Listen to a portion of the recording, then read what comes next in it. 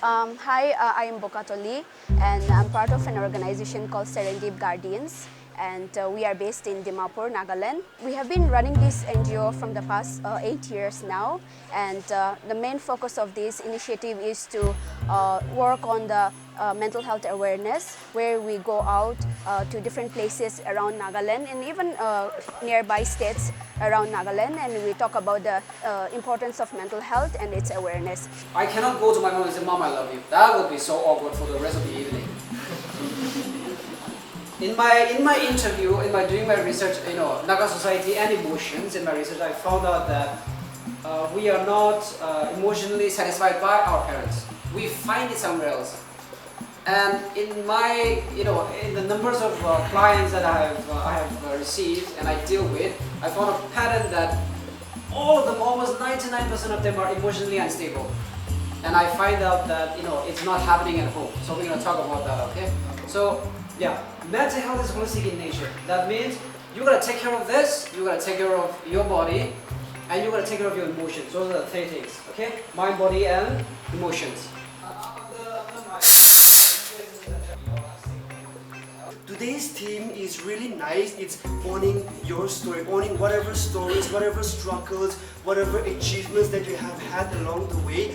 Whoever is participating and whoever wants to share here, I want you all to own your story in the most authentic, natural way. Ever since 2019, I'm working as a counselor.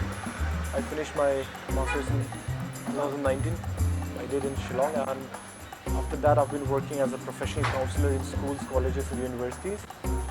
And this journey of mental health mentor and awareness that I do started back in 2019 when the pandemic started, the first pandemic.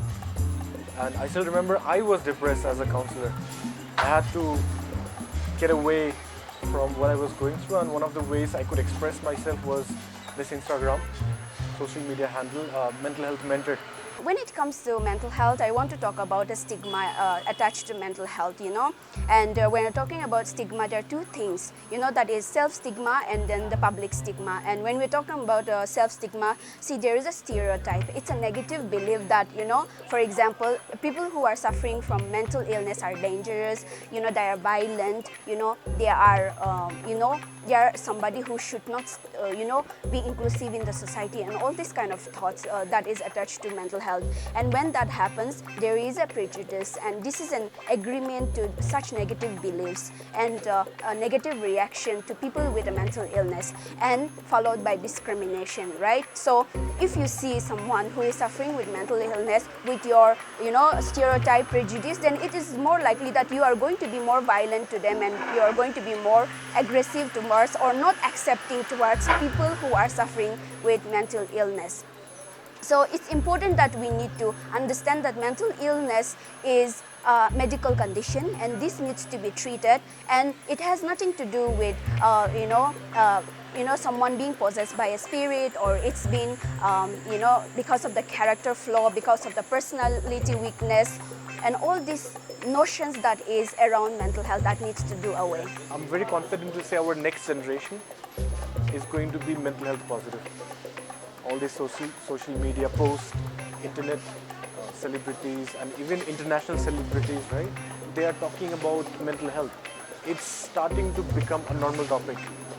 And us being from Northeast, it's a little difficult for us to talk about this thing openly, even at home. My parents do not understand the entire concept of mental health, but they know it's important because I've been trying to tell them. And I think the change starts with you and I, personally and at home. So for me, doing these events and doing this awareness campaign is a way of reaching out to as many as possible. We cannot separate mental health and physical health, and in fact the WHO variety say that there is no health without mental health, and if at all we are talking about a good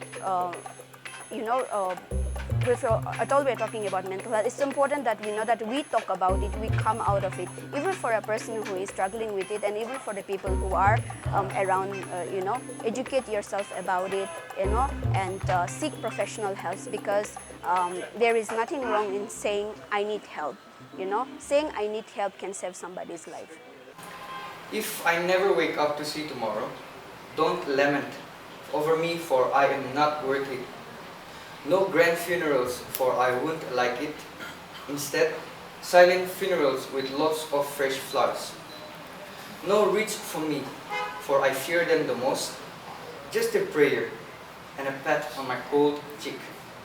If I never wake up to see tomorrow, remember, solitary loneries are my inspiration, and I need no tombstone either. Life gets harder as one grows older. Many longs to see the next sunrise, while some never wish to see it again.